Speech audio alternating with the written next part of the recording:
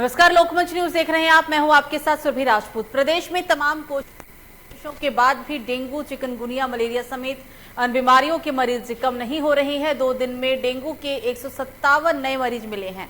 इस तरह डेंगू के मरीजों की संख्या बढ़कर अब 5300 तक पहुंच गई है। वर्तमान में मलेरिया के 4230, स्क्रूब टाइफाइड के 203 और चिकनगुनिया के 35 मरीज सामने आए, जबकि स्वास्थ्य विभाग की ओर से लगातार निगरानी करने और लोगों को जल निकासी के बारे में जागरूक करने का दावा भी किया जा रहा है। पर अस्पतालों में ऐसे मरीजों के आने का सिलसिला निरंतर जारी है। बारिश के बाद अब डेंगू सहित अन्य मच्छर जनित बीमारियों के बढ़ने की आशंका है। ऐसे में जलभराव वाले इलाके में मच्छरों का लार्वा खाने वाली गबूजिया मछलियों को भी छोड़ने के निर्देश दे दिए गए। इसके लिए सभी मुख्य चिकित्सा अधिकारियों की जगह चिन्हित कर उसकी सूची उपलब्ध कराने के निर्देश दिए गए। मछली छोड़वाने का काम नगर विकास विभाग करेगा। सभी विभागों में जिला स्तर पर बनी संक्रामक नियंत्रण टीम की तरह ही सीएससी स्तर पर भी एक टीम बनाने और लगातार निगरानी रखने के लिए निर्देश दिए गए हैं। किसी इलाके में 5 से अधिक मरीज मिलने पर संबंधित क्षेत्र में विशेष अभियान चलाने के भी निर्देश दिए गए। और इसी पर बात करने के लिए यूपी के अलग अलग जिलों से ग्राउंड जीरो से संवाददाता मौजूद है। निखिल जुड़ गए हैं लखनऊ से, विवेक जुड़े हैं बलिया से और तुफेल जुड़ गए हैं गोंडा से। सबसे पहले निखिल आपके पास आएंगे। डेंगू के मरीज लगातार बढ़ते जा रहे हैं। यूपी के अंदर अगर ताजा आंकड़ों की बात की जाए तो 5300 मरीज की पुष्टि हुई है कुल। लखनऊ का हाल बताएं निखिल।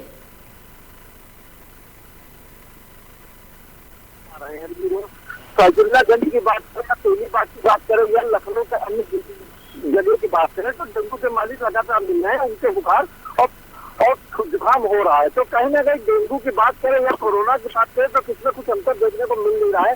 लगातार मरीज बढ़ते ही आ रहे हैं। अस्पतालों की बात करें तो अस्पतालों में बेड बढ़ा दिए गए और साफ तौर से निर्देशित किया गया है कि किसी भी मरीज को लौटाया न जाए, उनको तुरंत एडमिट किया जाए।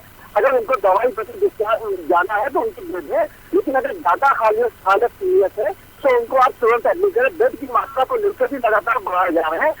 पीजीआई की बात करें तो वहाँ भी 300 का बेड तैयार किया गया है। पहले वो 30 बेड का था, अब 300 बेड का होने जा रहा है। जी, ये तो आपने सरकारी तैयारियों के बारे में बताया, लेकिन धरातल पर ये तैयारियां कितनी की गई है? जमीनी स्तर पर क्या तैयारी है ये वास्तविक में निखिल? धरातल की बात करें तो बलरामपुर अस्पताल की बात करें या सिविल अस्पताल की बात करें तो लगातार बेड वहाँ पे बढ़े हुए हैं। मरीज आ भी रहे हैं, उनको हालांकि जगह तरीकों को भेजा जा रहा है, लेकिन किसी प्रकार की अगर स्थिति गड़बड़ होती है मरीजों की तो उनको एडमिट करने के लिए बेड की पर्याप्त व्यवस्था लखनऊ के अस्पतालों में देखने को मिल रही है। स्वास्थ्य विभाग और लखनऊ डीएम की बात करें तो वो लगातार क्षेत्रों में जाकर देख रहे हैं कि किसी प्रकार की ज्यादा समस्या तो नहीं आ रही है। जी बिल्कुल निखिल बने रहेगा। अब सीधा चलेंगे तुफैल के पास। तुफैल, गोंडा में इस वक्त आप मौजूद हैं। कितने संक्रमित मरीज सामने आए हैं? कुल डेंगू और चिकनगुनिया के कितने मरीज अभी तक ताजा आंकड़े हैं? जी बिल्कुल, मैं बताना चाहूंगा कि जिस तरीके से पिछले कई सप्ताह से लगातार डेंगू के मरीज बढ़ते जा रहे हैं और ये संख्या लगातार इजाफा होती जा रही है, उसकी वजह ये है कि जो जमीनी स्तर पर जो कुछ होना चाहिए, जो फॉगिंग होनी चाहिए, चाहे वो चिकित्सा विभाग की ओर से हो या नगर पालिका परिषद की ओर से होनी चाहिए, वो तो नहीं हो रही है। जिससे फिलहाल बच्चे ही नहीं बल्कि बूढ़े भी, नौजवान भी डेंगू की शिकार हो रहे हैं और लगातार ये जो संख्या है इजाफा हो रहा है। हालांकि अगर सीएमओ की बात करें, जिला प्रशासन की बात करें तो उनका साफ तौर से कहना था कि इस पूरे मामले को लेकर यहाँ अस्पताल में दवाइयाँ हो या उसका उपचार हो, पूरी तरीके से यहाँ तैयारियां हैं और जो डॉक्टर हैं वो ड्यूटी पर लगातार मुस्तैद रहते हैं। लेकिन फिर भी जब तक जमीनी स्तर पर इसका कोई उपचार नहीं किया जाएगा तब तक कहीं न कहीं ये जो प्रकोप है लगातार बढ़ रहा वो उस पर कहीं लगाम नहीं लग जाएगा जब तक कि उसका कोई समाधान नहीं किया जा सके। जी बिल्कुल। तौफीक, अस्पतालों में मरीजों की आने का सिलसिला जारी है। अस्पताल में क्या खास तैयारियां हैं पहले के मुकाबले अब? जी बिल्कुल, अगर देखा जाए तो अस्पतालों में लगभग बहुत से लोग ऐसे हैं जिनका मानना है कि अगर सही उपचार हमें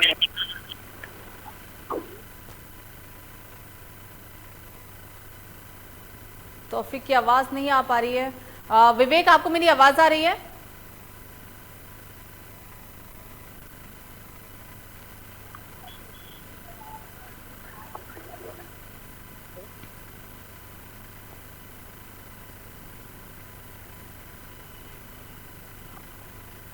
तो सभी जिलों में जिला स्तर पर बनी संक्रमक नियंत्रण टीम की तरह ही अब सीएससी स्तर पर भी एक टीम बनाने और लगातार निगरानी रखने के निर्देश दिए गए। किसी इलाके में 5 से अधिक अगर मरीज मिलते हैं तो इससे संबंधित क्षेत्र में विशेष अभियान चलाने के भी दिशा निर्देश दिए गए। लेकिन डेंगू को देखते हुए, चिकनगुनिया को देखते हुए प्रशासनिक स्तर पर क्या तैयारियां हैं, जिले स्तर और राज्य स्तर पर क्या तैयारियां की जा रही है, इसीलिए को लेकर हम बातचीत कर रहे हैं। विवेक, आपको मेरी आवाज आ रही है? विवेक, क्या आप मुझे सुन पा रहे हैं? जी मैम। जी विवेक, इस वक्त आप बलिया में मौजूद है। बलिया का क्या हाल है? कितने संक्रमित मरीज डेंगू चिकनगुनिया के अभी तक कितने मरीजों में पुष्टि हुई है? कितने आंकड़े हैं कुल?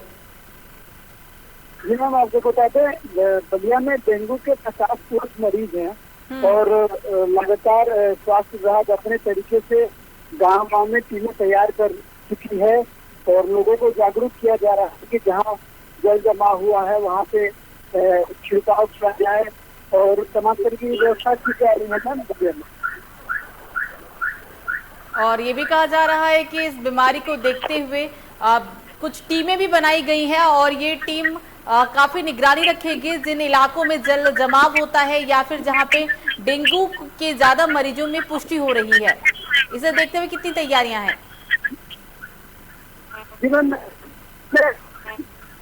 बाढ़ क्षेत्र का इलाका बलिया कुछ कई जगह बाढ़ क्षेत्र आता है, वहाँ पे जो जल जमाव हो गए हैं वहाँ पे डेंगू के पनपने की संभावना ज्यादा है, जिसको देखते हुए बलिया के डॉक्टर तरीके से कई टीमें करते हैं कि गांव में जाके छिड़काव करें, लोगों को जागरूक करें। बलिया में 50 से अधिक डेंगू के मरीज हैं, जिसमें से 7 मरीज रिकवर होने के कगार पे हैं।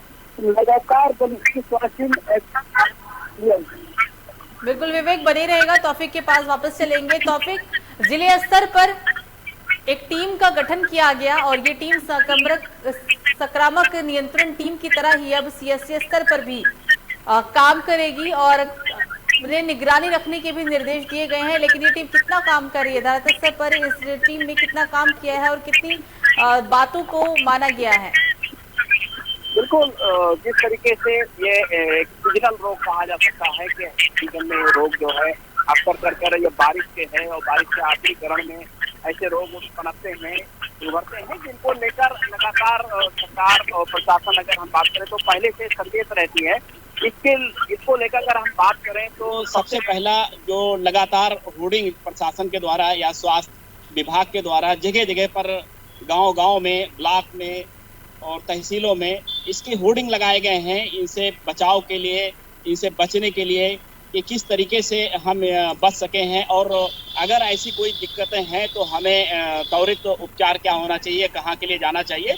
इस तरीके का तमाम जो तामझाम है स्वास्थ्य विभाग के हैं या प्रशासन के हैं वो किए गए हैं। लेकिन अगर सही मायने में देखा जाए तो जल भराव की जो स्थिति होती है, बहुत बार ऐसा होता है कि जल निकासी न होने के नाते जो जल भराव है लगातार एक जगह जमा रहता है, जिससे लोग मजबूर हैं वो कहीं ना कहीं बीमारी के शिकार होने के लिए। ऐसे में कहीं ना कहीं प्रशासन हो या जिला प्रशासन हो या नगर पालिकाएं हो, उनको चाहिए कि जहां इस तरीके की जल भराव हो उसे वहां लोगों को निजात देने के लिए उसकी कोई व्यवस्था की जाए। उसकी कहीं ना कहीं जरूरत है, जिस पर फिलहाल कहीं अमल होता नहीं दिखाई दे रहा है। जी बिल्कुल, तौफीक बनी रहेगा। निखिल के पास वापस चलेंगे। निखिल, बारिश के समय, बारिश के मौसम में नगर निगम की लापरवाही ज्यादा देखने को मिलती है और शायद एक वजह ये भी है कि अगर डेंगू के मरीज लगातार बढ़ रहे हैं तो ये नगर निगम की लापरवाही भी है। जल जमाव, जल भराव और उस पर नियंत्रण ना करना, काम ना करना। आप नतीजा देखिए कि कितने लोग बीमारी के चपेट में आ गए। जी आपको बता दें, नगर निगम की कहीं ना कहीं पहली एक बरसात में 24 घंटे जो लगातार पानी गिरा था उसमें नगर निगम की पोल खुल गई थी। जुल्ला डैम की बात करें तो कहीं ना कहीं पानी का जमा बड़ी मात्रा में देखने को मिला था। हालांकि उसके निकासी के लिए भी तैयार की गई है, लेकिन पानी जैसे ही कम होता है तो मच्छर आज से कहीं ना कहीं डेंगू का प्रकोप ज्यादा बढ़ता है। तो नगर निगम को फॉगिंग का भी लगातार करना चाहिए, लेकिन कहीं ना कहीं उनकी लापरवाही देखने को मिलती है। राजधानी लखनऊ के पार्षदों की बात करें तो फॉगिंग कराने में भी कहीं ना कहीं लापरवाह दिखते हैं, अपने क्षेत्रों में जाते नहीं है।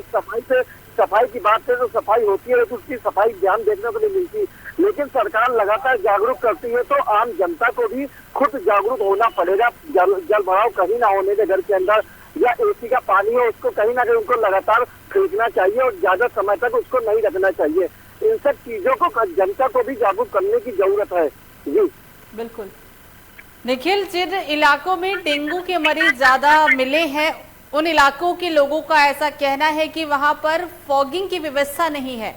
एक बार तो मतलब कि पूरे दिन में अगर फॉगिंग 3 से 4 बार होनी चाहिए तो 3 से 4 बार तो छोड़िए, एक बार भी कोई भी कर्मचारी नहीं आता, या फिर जो फॉगिंग के लिए रखे जाते लोग वो आने को तैयार नहीं।